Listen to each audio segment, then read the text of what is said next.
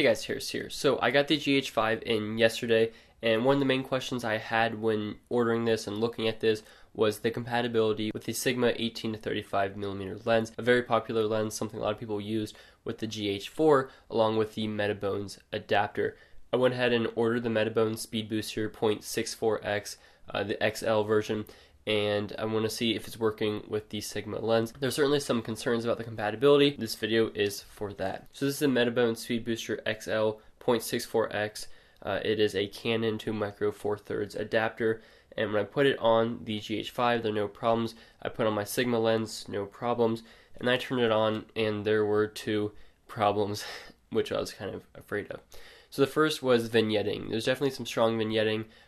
We've changed the settings around, and in brighter environments it's not an issue, but when you have to crank up some of your settings to compensate for lower light, or when you're moving the camera around, is when the vignetting comes in.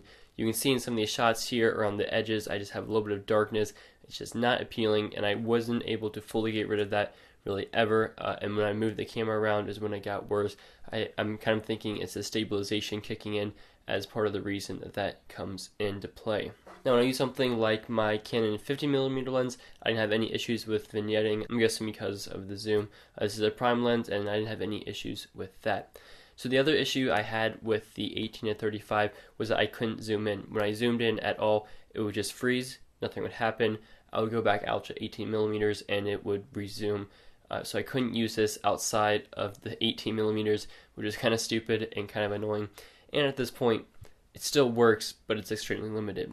So as of right now, the current state of March 30th, 2017, the Metabones XL adapter does not work perfectly with the Sigma 18 to 35mm lens and the Panasonic GH5.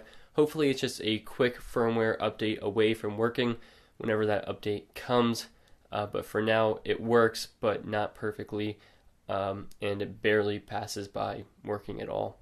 So try your luck with it. Different lenses will work differently. The Sigma lens isn't perfect. I have seen some videos using this on YouTube where it looked great and didn't have any issues, but for me and this setup, I did run into some issues, so it's not perfect yet.